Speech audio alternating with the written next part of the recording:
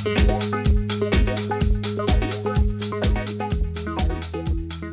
ladies. Hello. So hi listeners and watchers, depending on which medium you are watching or listening on. So this is our third little video in our mini series where we're doing a little dive into what each of us, the three of us who are bringing unapologetic retreats to you in October, are all about. So I'm Gill Moakes. I'm a business coach and growth strategist. Lauren Jones is owner of a fantastic creative agency and is a brand architect. And Alicia Rodriguez is a writer, a catalyst for change, and an incredible mindset coach. And the three of us are bringing together a retreat like no other in the Algarve of Portugal. So you can see Alicia's backdrop there is actually the hotel where we are hosting the retreat in October, 21st to the 29th of October in Faragudo in the gorgeous Algarve. And the reason we've done this little series of videos really is to try and explain what for us is something very special about the three of us with our three different areas of expertise coming together and why that is going to make for such a transformational week for the women that join us in Portugal later this year. And this time it's my turn. So I'm going to be quizzed by my co-hosts. I'm up for it. Ask me anything. Be careful what you ask for. Yeah. I need to caveat that, don't I? So I'm going to ask you, I think it's important for people to know what kind of people do you work with? What are some of the problems you help to solve? Who comes to you? What do you? And I'm one of your clients too, as well as your colleague. So I'd love for you to share that with everyone. Yeah, thank you. Because I'm glad you asked me that, because people come to me when they are either pivoting a little in what they're doing. This is usually the scenario of when women come to me. They usually are already have a business. They usually maybe up to a couple of years into their business. And maybe there's still a bit of a misalignment between where they are now with their business and where they want their business to be.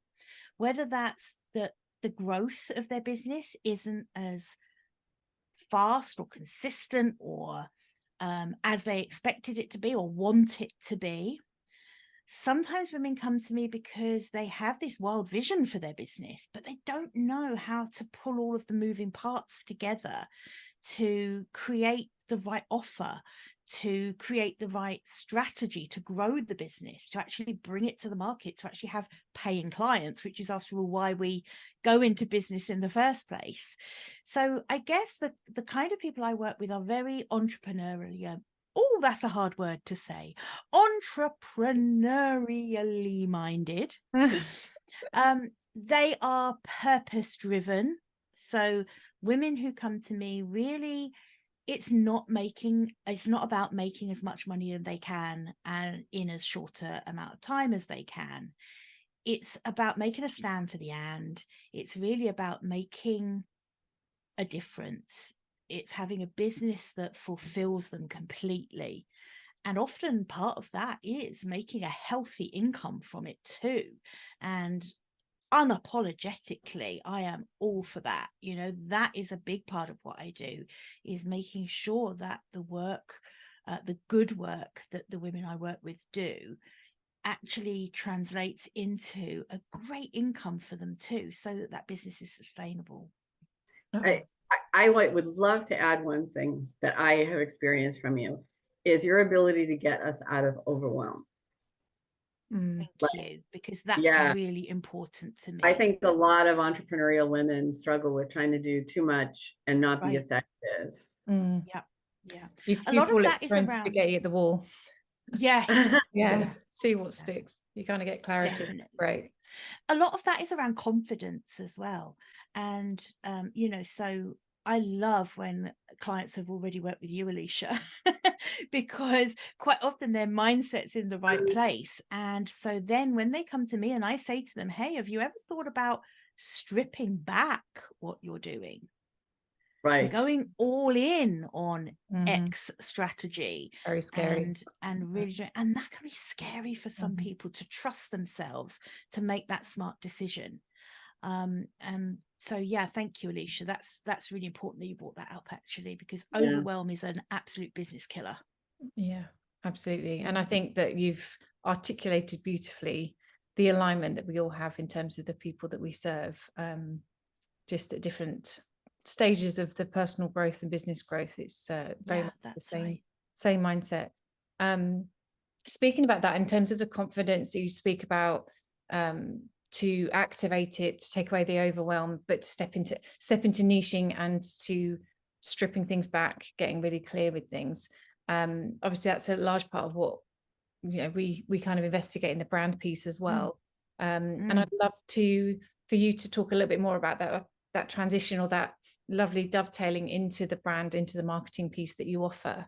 What does that look like for you?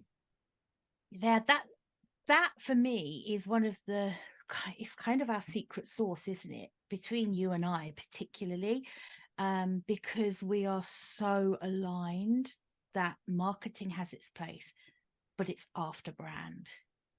And, you know, it's one time in my life when I am happy to take the second spot. Third spot after mindset, then brand, then business, right? But this is really important. And this is such a piece that a lot of women miss. And that is that, I think I said it before in another video, without a really solid, complete brand, you have nothing to market. You have nothing worth marketing. Right. And you're making your life so much harder for yourself as well, because working on your brand takes away a ton of decisions that you have to make at a later date. Suddenly, how you speak to your audience, how you position your offer, how you market yourself on social media, for example, those all become no-brainer questions once you have a solid brand in place. So for me, I would find it very difficult to work with someone who wasn't clear on their brand. I think it's harder. Which is one of the reasons I'm so excited to do this retreat, because the fact that the women that are come to us are going to get this complete 360 of mindset, brand, and strategy is going to make it incredibly transformational for them. And I think the thing I'd add to that, which is really beautiful, is it's not cookie cutter. It's different for everybody. And actually, you know, as you said perfectly, you know, strategy is about how to make decisions and be, I call it the shit filter. It definitely allows you to say no to things with confidence and to let things go. And it allows you, in the activation piece, in the branding and in the marketing and the advertising and however you activate it, it allows you to have fun. It allows you to play, because ultimately you know where you're heading, you know what the vision and the goals are, and who you're speaking to, and you can just play around with what works for you within that and what works with them. You can just kind of loosen up a little bit, because once you found your voice and you kind of got where you're heading, you know, the how you get there is what changes and where the fun is, and it becomes more spacious. Because straight away you already know what play park you want to play in. And it makes it a lot more spacious when it comes to content creation. It's okay, I'm not now picking from 3,000 different topics that I could write about in my content plan. No, when I work with someone who has a really good understanding of their brand, it's so much easier for me to just give them the tools, the activation tools for that brand, which are, okay, so here we go. Now we can put together a plan for that. And then we can move on to, well, okay, how am I going to get this content in front of people to raise awareness of my brand? How am I going to turn that into leads? How do I turn those leads into sales? Everything flows beautifully after that, and simply. It's not complex anymore, and it's not overwhelming anymore. Mm-hmm. You know, and from experience, I would say that you have, I would say like a non-traditional approach or something, you know, like the way you look at marketing, the way you work with your clients is very, very different. And I think certainly much more aligned with purpose and meaning, but that you include the strategic part, the structural part, the frameworks.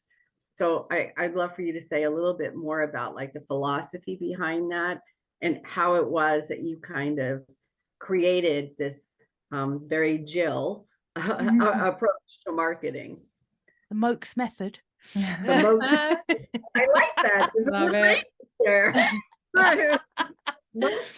You're right though, and thank you for bringing that up, Alicia, because I kind of pride myself on that, because I don't like the people who tout the idea that there is a one size fits all approach to marketing, because there isn't. There really isn't, and that is for a very, very good reason. It's because all marketing works. All marketing works. Marketing is just getting your stuff in front of people. If you do marketing well, you get it in front of the right people. If you do it even better, you know how to transfer that visibility into leads and sales. But actually, marketing always works. The secret is finding the strategy, the marketing strategy that works for you. It's the thing that you can be consistent at for long enough for it to work, because everyone's impatient when it comes to marketing. Everyone wants the result overnight. And if you adopt the latest trend, you don't really love it. It feels a little bit ick, but you're going to kind of jump on it because it seems to be what everyone else is using to get results right now. That's a recipe for disaster. Sustainable marketing strategy that will work over the long term, particularly if you've got a vision where you're selling a reasonably high ticket service or offer or product, then you really need a sustainable marketing strategy that you can keep going with. So that's why I spend a lot of time, just like Lauren spends time at the beginning with her clients, of asking the questions to tease out what the brand is. I'll spend time with clients finding out what they like to do in terms of being visible, in terms of creating content. I tend to work with content marketing because it's very aligned with people who have a message to get out there. So that tends to be the strategy that I work on the most. But there is nothing prescriptive about it. I'm not here saying you must have a podcast, and once you have your podcast, then you must run Facebook ads to that podcast, and then you must do this. You know, it's nothing like that. That might be the strategy, but it starts with what your preference is in terms of creating content. There are a few milestone things that I look at as quite linear in terms of marketing, but we can go like this and we can squiggle around, but we're going to move in that direction. And that is that we start with original content. So where are you going to create? Are you a writer? Do you love speaking? Are you a podcaster? Do you love video? Are you going to create video? I think that's the first thing. Then we move from that on to, well, how do we then take that content and bring it some visibility? So where are we going to share about it? Are we going to be sharing it on an SEO optimized website that's bringing traffic in? Are we going to run ads to it? Are we going to promote it on social media for free? We all put down social media, but it's free advertising. You know, why would you not be using that? That said, Do you want to be on every social media platform? Most people No. don't. Oh God. No, I mean, none of us do, right? No. We don't want to be everywhere. So not particularly not the beginning. If you're someone who's got a big team, and if you genuinely believe that your ideal clients are on all of those platforms, more power to you. But that's not right for most people. So it's thinking about how we're going to increase that visibility. And then it's really about calls to action, which is the lead generation part. What are we going to ask people to do to raise their hand and say, hey, I've seen you and I really like what you have to say, and I think I might want to work with you. So what's that first, getting them to raise their hand? And once we have them as a lead, whether that is in conversation in LinkedIn direct message, or whether it is they've opted into something and you now have their email address, their precious email address that you can use to market to them, whatever that is, how do we take those people and really feed them content and support and help Value. to the point, and value, deliver on the value, to get them to the point where they say, yeah, okay, just let me give you my money because I really need more help from you like this. So how do you give someone a taste of what it's like to work with you? You also talk a lot about relationship marketing.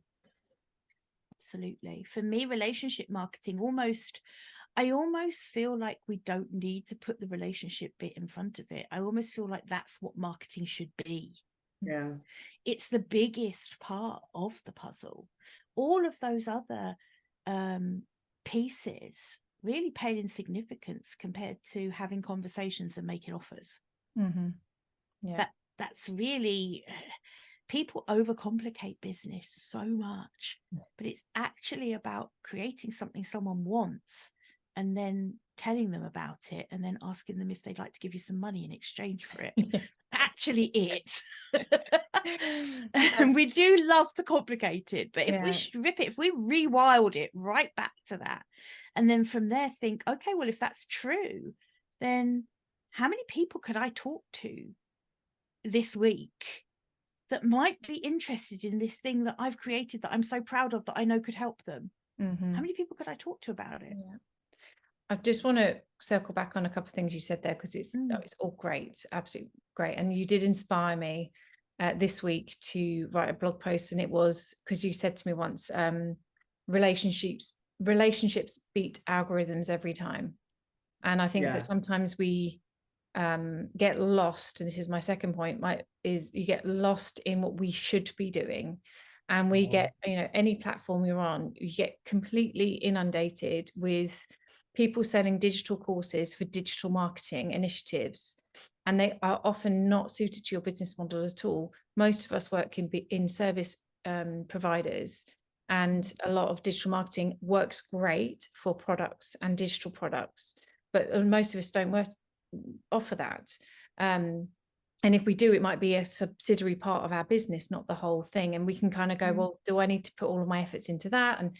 And so I think we can get really swayed with the shoulds. And I think that, once you do the mindset work and the brand work, you kind of get clear on what feels better and right for you and your business at that time. And I would say at that time, because who's not to say it will change. And it changes. It absolutely does change. And that marketing piece will adapt with it.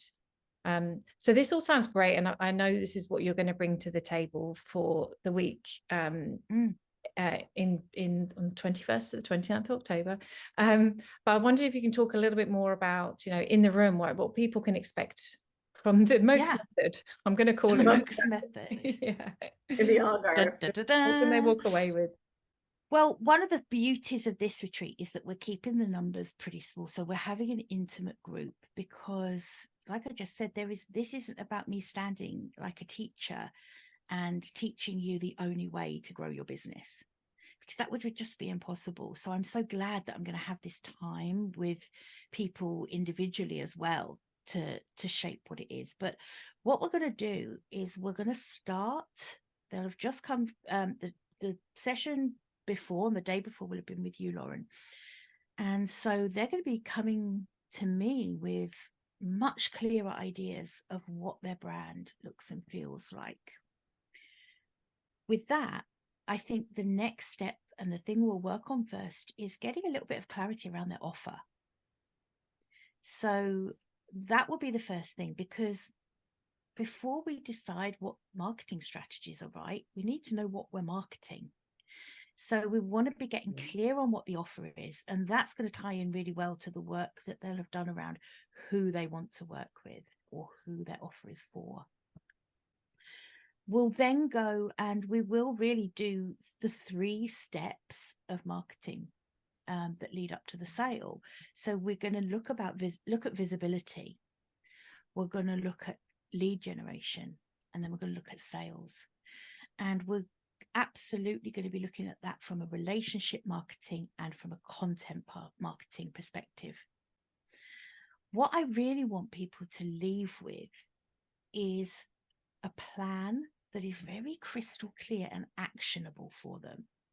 I want them to be able to get home and say, I know exactly what I'm going to do starting on Monday. That is my new plan to bring this new version of my business to life. And I want them to have no doubts. I want nothing muddy. I want it to be really clear. So that's what people can expect from my sesh. Right. And to feel Yeah. selling without the ick, which is another big thing, right? Selling without the ick. Yes, 100%. I would like to think that none of my clients feel icky anymore about selling what they do after they've worked with me. And I think it's true. I think it's true. It's something I'm told a lot, that suddenly it doesn't. Having a simple conversation about, I've created this thing that is amazing. I genuinely, and don't get me wrong, you have to genuinely know and believe that your thing is what that person wants. When you work with us, there's no room for people who haven't put their heart and soul into creating the exact right offer for their exact right clients. But if you have, there is no ick about selling it. Why would you not want them to have it? Yeah. There's no ick, because I think, if you look at the 3 steps and the 3 elements and you go backwards, this person is going to have gone through branding, absolutely understands who they are, how they want to position themselves. What is their genuine messaging? Right. And having gone through mindset, they're standing in their confidence. They're taking a stance, like a powerful stance, and unapologetic. This is why we named it Unapologetic Retreat. An unapologetic stance for what they believe in, who they want to work with, as an extension of who they are. So I think that's why I always look at it as like 3 pillars, the mindset, the branding, and the marketing and business strategy. And I think that's what people can walk away with at the end of the week, is a really good foundation in each one of these. And I love what you said, Jill. On Monday, they'll know what to do. Right. That's really important to me. I think to all of us, that they go home and they know what they're doing. There's no muddiness.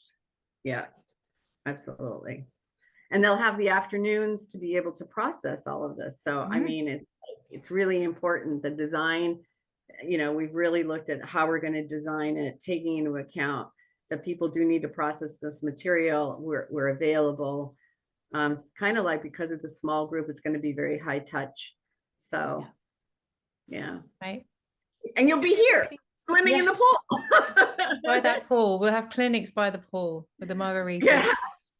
Our meetings by the pool. Yeah. Great. Thanks for sharing that, Jill. That's really helpful. You're so welcome. Thank you. Thank you. Great questions as well. So if you are watching this or listening to this and you want a seat at this table, it really is going to be an amazing week. I just suggest you head over to unapologeticretreats.com. You can have a look there at some more information about the retreat. It goes into a lot more detail on there of what you can expect. And obviously it tells you a bit more about us on there. There are some recordings of other things. There are also in the, if you're listening to the podcast, or if you're on the YouTube channel, don't forget to check out the other videos in this series so that you get this full rounded picture of what the experience is going to be.